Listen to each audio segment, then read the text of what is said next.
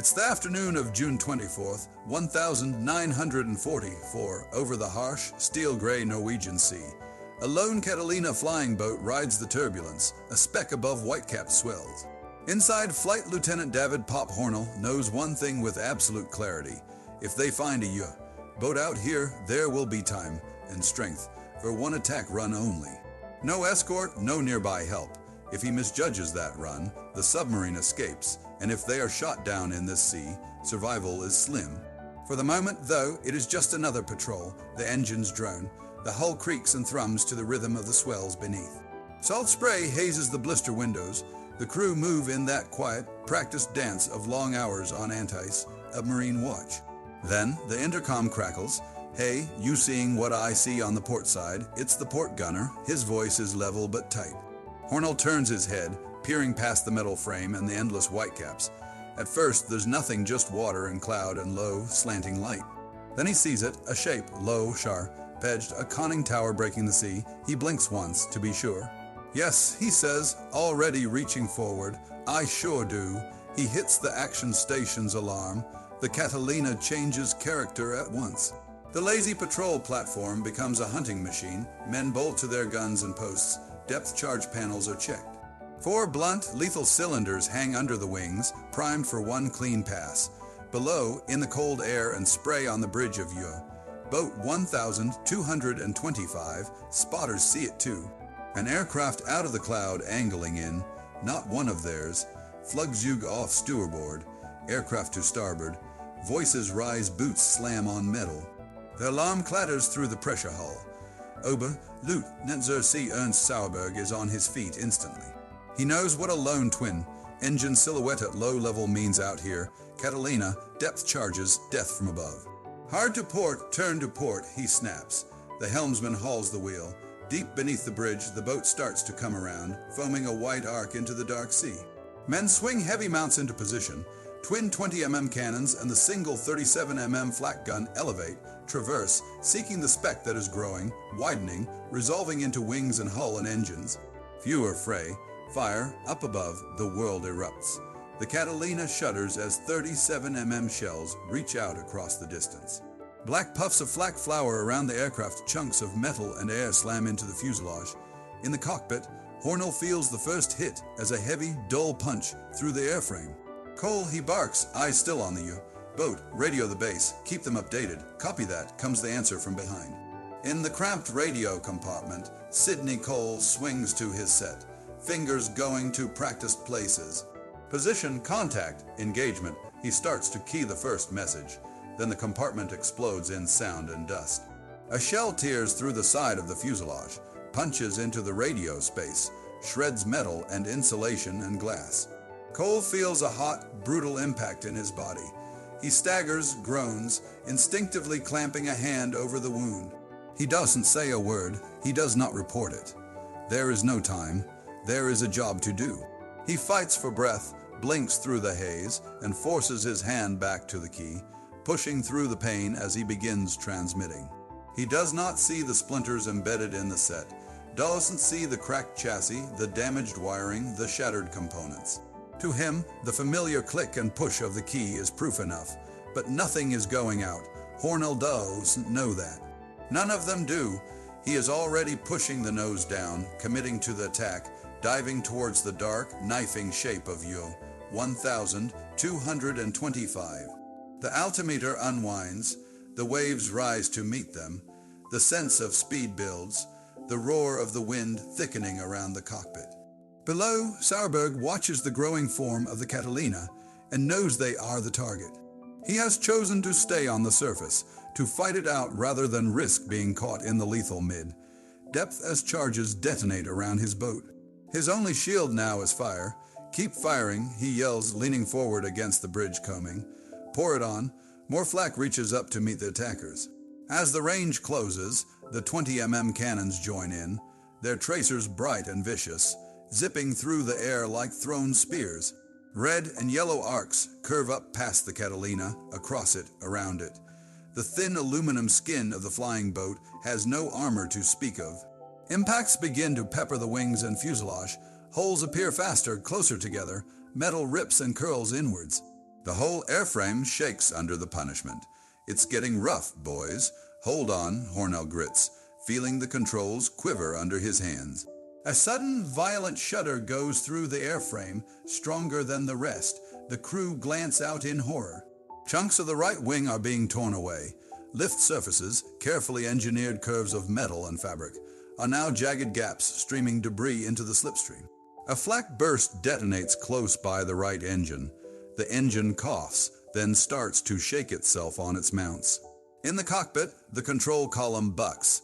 The Catalina starts to wander off course, damaged wing, and injured engine dragging it sideways. Hornell fights it, hauling the aircraft back online. He can feel the damage through his fingers, through the pedals, through the seat. Every adjustment now is a wrestling match. Up front, in the glazed nose of the flying boat, the front gunner has his own battle. He brings his twin, 303 Browning machine guns to bear, thumbs the triggers, and the guns roar into life. Bright streams of tracers reach out towards the boat, stitching across the water, then walking up towards the conning tower. Bullets snap and crack around Sauerberg and his men. Spray erupts from the sea as rounds miss by fractions. Then they start to hit. Metal sparks fly off the boat's armored plates. Men cry out and go down at their guns. One of the flak crews slumps and collapses. Another man jerks back, blood and fabric ripped away. The German guns begin to fall silent. "You men," Sauerberg bellows, his voice hoarse and raw in the blast of air. "Get on the guns or we're all dead." But the incoming fire is too accurate. The Catalina, in spite of its wounds, is closing in steadily on a perfect line. Bullets rake the conning tower. Men duck, pressed against steel. Bullets tear through flesh and canvas. The noise, the wind, the hammering of metal, it pins them in place. They cannot move. Every attempt to step to a mount is greeted by a fresh shower of sparks and lethal lead. Then suddenly, on the attacking aircraft, there is silence from one side of the nose. One of the Catalina's guns jams. The front gunner squeezes the trigger and gets nothing from that barrel. He curses, instinctively working the mechanism, but it is locked. The volume of suppressive fire drops. On the U-boat's bridge, Sauerberg hears the change even over the chaos of the fight. The storm of bullets slackens just enough. Man the guns, now. He snaps, seizing the opening with a predator's speed. The surviving crewmen hurl themselves into position. Hands grip cold steel. The 20 mounts swing back up. The 37 settles, tracks, and the German gunners open fire once more. Hornell sees it. A new wall of tracers rises to greet them. His blood runs cold. There is no way around now. To turn away at this point, with the aircraft this low, this damaged, under this volume of fire, would mean throwing the crippled flying boat side, onto the guns, asking to be ripped apart. He stays on course. German fire rips into the Catalina again. Wings, fuselage, engine nacellesty are all hit. The airframe trembles, protesting. Panels peel and tear. Inside, men duck instinctively as rounds smash through the interior. A glow appears in Hornell's peripheral vision. He glances up and to the right. The already damaged right engine now has flames licking, then gushing from the front of its cowling. Fuel, once safely in lines and tanks, now sprays into the fire. The whole engine becomes a rapidly growing ball of flame whipped by the airflow. Starboard engine on fire, someone shouts, shutting it down. The second pilot answers, hands moving swiftly across the controls. The fuel is cut, the engine shut down, but the lines and residual fuel are already feeding the blaze. The flames do not die, they grow. The aircraft is now effectively a burning comet, charging straight at the U-boat. On U-1225's bridge, Sauerberg stares up at it. He can see the fire clearly now, can feel the way his men glance at it, and then back at him, looking for a cue. Full to port, he orders, voice tight. Full to port, the helmsman obeys, forcing the already turning boat harder over. The submarine's bow labors around, trying to throw off the attacker's aim. The conning tower swings, listing into the turn. Above, in the cockpit of the Catalina, Hornell watches the U-boat's wake shift. The bow start to bite left. He has maybe a second, two at most, to adjust. He is already fully committed. There is no time for second guessing, no room to climb away. The damaged wing and flaming engine have taken that away. This is the run. He hauls on the controls, lining up with a hunter's instinct. He makes a last, small correction, feeling the aircraft shudder on the edge of what it can take. Then he presses the release. 4 depth charges drop clean from their shackle points, release units clacking. Below, Sauerberg looks up and sees the Catalina roar overhead, close enough now to see rivets, soot, flashes of faces behind glass. As he watches, he sees the neat, terrible line of shapes drop from under the wings. God im Himmel, good heavens, the charges fall in a perfect pattern, their splash points bracketing you. 1,225. Mountains of water leap skyward as they hit. The air pulses. It's a hit. It's a hit. Someone cries aboard the Catalina, but the voice is almost lost in the fresh storm of vibration. The aircraft is shaking now, not just from enemy fire, but from its own death throes. The frame groans. The burning engine threshes in the slipstream, shaking on its mounts, trying to rip itself free. Hornell looks up at it for a heartbeat. He can see the engine nacelle shaking itself to pieces. Rivets and bolts, once invisible and taken for granted, are now pulling free, one by one. The fire eats at metal and structure. Strips of aluminum peel away. Fuel and fragments stream back. He knows aviation well enough to feel the outcome before it arrives. They are not going to make it home. "We're going down," he shouts into the intercom, voice raw but steady. "Brace yourselves, men." Around the aircraft, the crew brace. They grip whatever they can. They hunker down, bodies tensing, except in the radio compartment. Cole, already wounded, does not stop. He knows only that he was told to send messages, to report their position and their plight. He believes he has a working set. He believes help is listening. He keeps tapping out O's, calls, his fingers moving by memory and training as Hornell begins to set up for an emergency landing on a hostile sea. Below them, the Norwegian Sea heaves. Waves march in long gray ranks, whitecaps blowing off their tops. The swell is heavy, the surface chaotic. It is the last place anyone wants to put a damaged flying boat down. But they have no other choice. Hornell turns the Catalina into the wind, reading the sea as he has been trained to, matching the rhythm of the swell, calculating the best line and angle. He drops the wingtip floats. The one good engine is pulled back towards idle. He feels the aircraft sink towards the waves. As they come closer, the waves seem to grow. Peaks and troughs loom larger, more threatening. The margin for error shrinks. "Brace for impact," he calls. Cole keeps keying, until the last possible moment, his wounded body shaking, his eyes fixed on the set. Only when the aircraft is seconds from contact does he let go and curl in, bracing. The hull hits the first wave. The impact is punishing. The whole airframe jolts. Men slam into harnesses and bulkheads. But there is a strong headwind, more powerful than they judged. The combination of speed, wave shape, and airflow throws the Catalina back into the air, bouncing it like a stone. The flying boat surges up again, clawing at the air, reaching against all instinct, to about 150 feet back into the sky. The controls go light, then heavy. Hornell wrestles with them, knowing that a bad attitude on the next impact could break the hull in two. In the space of a heartbeat, he forces the nose to the right position, wings level, attitude set. The sea rushes up again. They slam into the next wave, another brutal crash, more shuddering, more creaking protest from the hull. Again, momentum and the fierce headwind combine to launch the Catalina, this time to maybe 50 feet. Not enough to fly, too much to be safe. The burning, torn flying boat lurches, then finally surrenders to the drag. It plunges back into the sea. Again it smashes through waves, plowing, battering through multiple crests, throwing spray high over the fuselage and wings. Fire, water, wind, and metal mix in a chaotic, deafening storm. At last, the Catalina loses its forward speed and comes to a rest, wallowing, burning on the rough sea. "Get out," Hornell yells, urgency cutting through the shock. He knows at any second the damaged, burning aircraft can explode or break up. The crew move. At the left blister, flight engineer Donald Scott hauls out an inflatable dinghy and pulls the cord. The raft snaps to life, blooming into shape. On the right side, fellow engineer Fern, and Laurent does the same, dragging out the second dinghy and inflating it. the bright fabric a jarring contrast against metal and gray sea. "You all get on board," Hornell orders, voice firm, overriding any thought of argument. "He'll push it." Men clamber into the first dinghy, its sides heaving dangerously as weight shifts. Others move to the second. The freezing air hits every exposed patch of skin like knives. Hornell doesn't hesitate. He jumps into the sea, the cold slamming into his body like a physical blow. Two of the men go with him, dropping in, gasping, forcing themselves to keep movement going. They push at the dinghy, shoving it clear of the burning Catalina.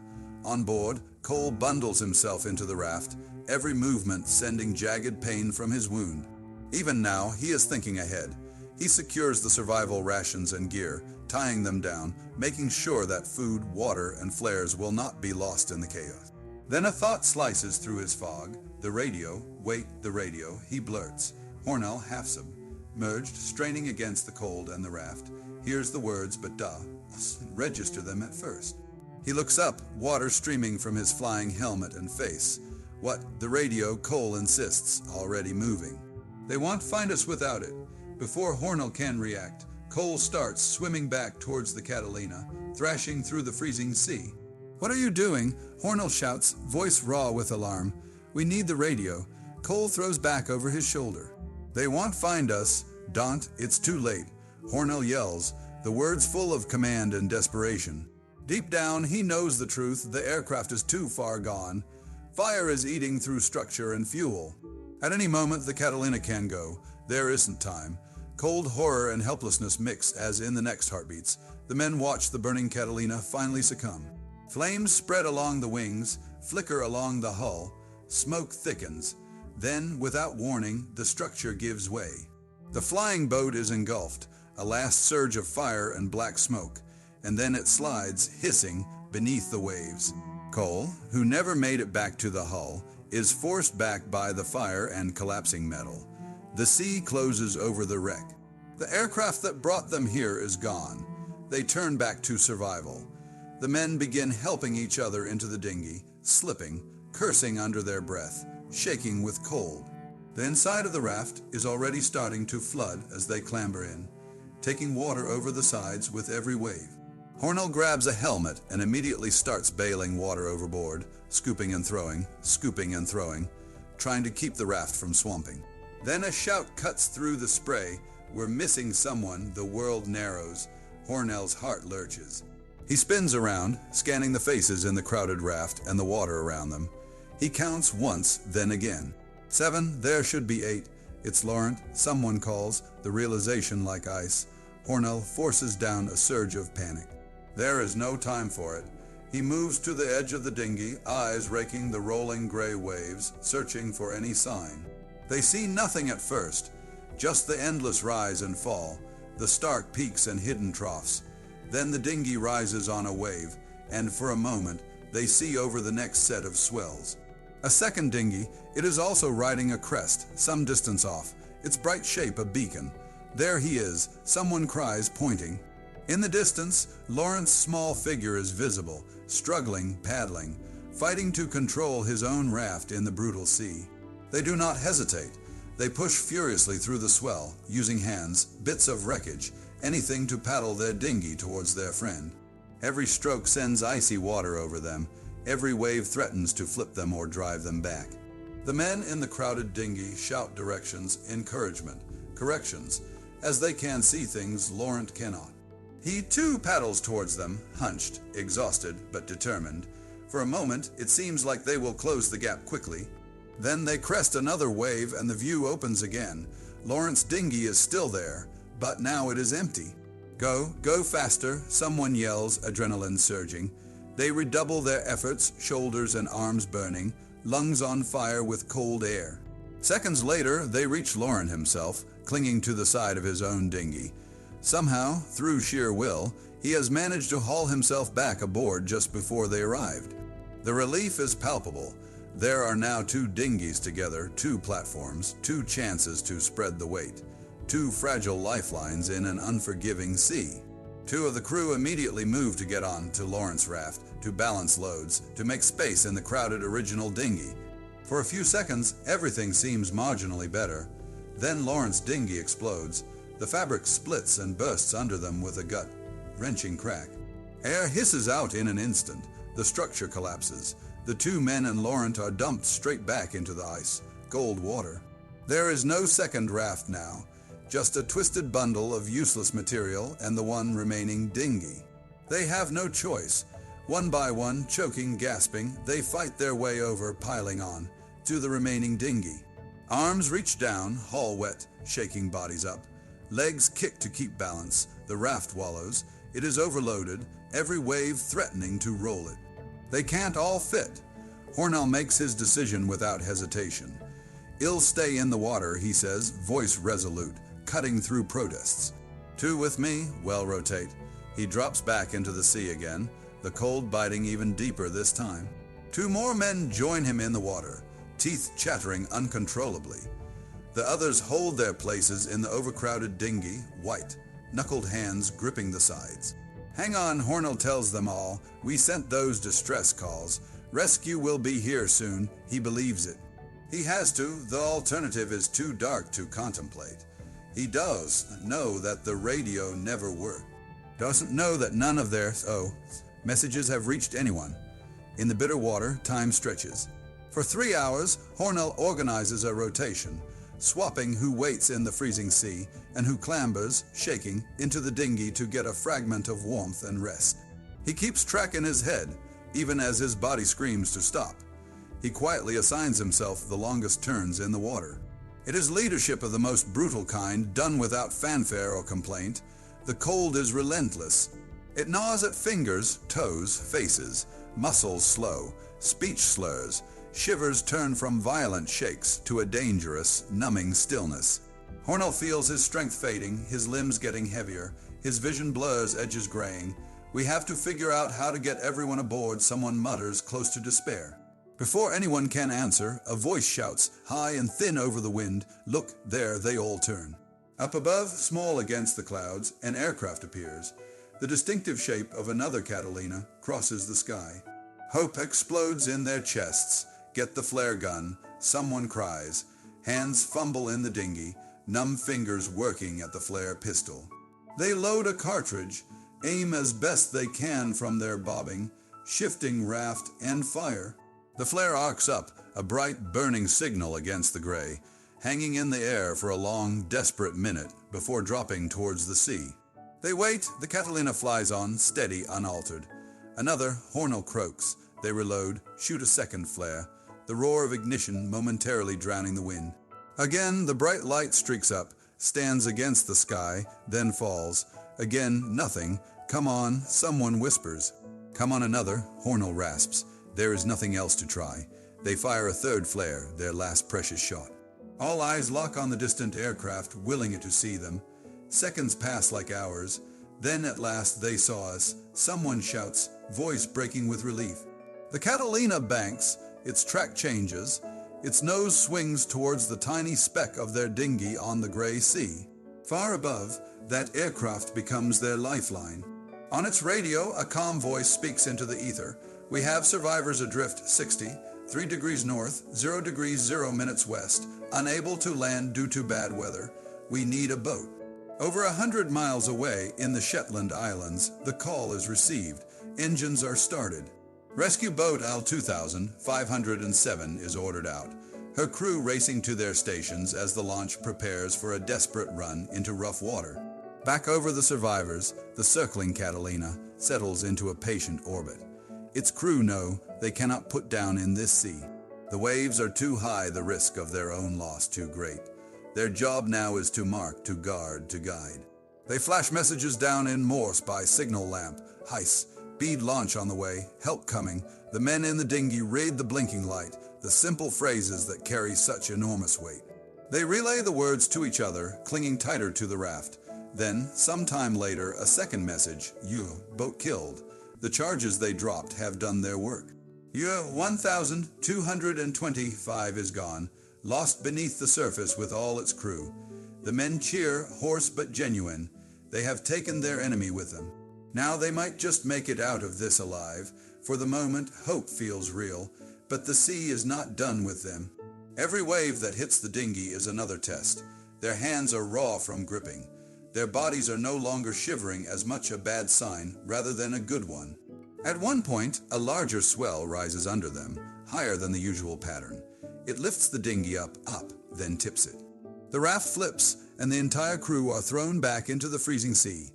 For a moment, there is only chaos bodies, shouts, spray, fragments of gear tumbling in the foam. Hornell surfaces, coughing, choking, disoriented. His eyes sting just trying to open in the salt. He spins, searching, and sees the dinghy being pushed by the wind, sliding sideways across the water. Around him, his men are scattered, some closer, some alarmingly far. He swims hard, ignoring the screaming in his limbs, and reaches the lifeboat. He latches on, sucking in air, then starts counting heads as one by one they converge on the drifting raft. "Everyone's here," he gasps, peering at faces through blurred vision. One by one they answer, and the count comes right. Miraculously, no one has vanished this time. They work together, shoulders and numb arms straining to right the overturned dinghy. The heavy fabric fights them, dead weight in the water, but slowly, inexorably, they roll it back, pulling the raft upright. One by one, they clamber aboard again, helping each other, dragging limp limbs over the low, wet sides. They rebuild their precarious pile, heads close together against the wind. But the dinghy is not what it was. Water is seeping in faster now. The fabric is stressed, seems strained. Without a bucket, with their strength ebbing, they cannot keep pace. Gradually, inexorably, the raft rides lower in the water. The heavier men find themselves partially submerged even while aboard, their lower bodies soaking in the near, freezing sea. The situation, which already felt desperate, tips into something worse. The waves keep coming. Hornell's vision grows hazier around the edges. Sounds come and go, as if fading down a corridor. He can feel his own body going somewhere cold and quiet. The men huddle closer, chasing any scrap of shared warmth, any illusion that they are less exposed than they really are. Nearby, Lawrence starts to mutter. His words are slurred, disconnected. His eyes are not quite focused. "Lawrence," someone says, alarmed. "Stay awake. Please, Lawrence." Hornell tries again, reaching out, trying to catch his gaze. "Fernand, stay with us." They talk to him, coax him, plead with him, but hypothermia does not listen. Bit by bit, Lawrence slips away. At last, he falls still. A heavy, dreadful silence follows, broken only by the wind and the slap of waves. The men are devastated. They have fought so hard to save each other to lose one now. Like this, in their arms, is almost unbearable. Hornell feels the weight of command like a physical pain. He makes the decision no one wants to make. With infinite care and sorrow, they ease Lawrence's body over the side, back into the sea that has claimed him. There is no ceremony, no words, just a heavy, unsaid understanding passing between exhausted men. Up above, the faithful Catalina that has been circling them has its own limits. Fuel is running low. The pilot runs the numbers, checks the gauges, listens to the engines. There is no choice. They cannot risk ditching themselves. They cannot stay to the point of their own loss. Duty now is to carry the survivor's last known position back to base and trust the launch. They send one more radio transmission with the men's coordinates, then turn, reluctant, for home. Down below, the survivors watch their Guardian aircraft fly away, the drone of its engines fading into the wind. It feels like watching hope leave. They stifle tears. There is no energy left for them. They focus on holding on, one more wave, one more minute, one more breath. The sea closes again around them. Then, when their world has shrunk to the few feet of rubber under them and the gray walls of sea around, they see something else in the sky. It's big, much bigger than a Catalina, a heavy bomber far overhead, its engines a deeper, rolling thunder. The men jerk upright as much as their numb bodies allow. Hands wave weakly. Voices crack as they shout, shapes barely audible above the wind. The bomber turns, it sees them. The aircraft lines up and flies overhead closer now. And then they see something drop from its bell, a dark, angular shape tumbling down. They watch, barely daring to breathe. It's a boat, a rigid wooden lifeboat released on parachute, a carefully prepared rescue package intended for exactly this kind of scene. For a moment, it looks perfect. Then the wind bites it. The parachute and boat swing away, drifting sideways. the strong gusts dragging the lifeboat far from its intended landing point. The current takes over and the sea does the rest. The survivors watch it land with a distant splash, then bob intact on the waves. They strain their eyes, 500 yards, maybe more. Let's swim. We can make it. Someone says, voice hoarse, the boat looking maddeningly close and impossibly far at the same time. No, it's too far, another snaps back. They all know what that distance means in water this cold. Despite that, Hornell moves. By now, his eyes are effectively blind from the constant salt spray and exposure. Every blink is a scrape of sandpaper. Shapes blur, the boat is more an idea than a clear target. But he hears the distance, he feels the possibility. He drags himself over the edge of the dinghy half, falling into the water. The cold claws at him instantly, but he forces his arms to move, forces his legs to kick. He starts to swim in the direction he believes the lifeboat to be. The men react at once. They go after him, ignoring their own limits, throwing themselves forward to catch him. Hands reach out, grabbing his arms, his clothes, holding him back. They know that a swim of that distance in their condition in this sea is suicide.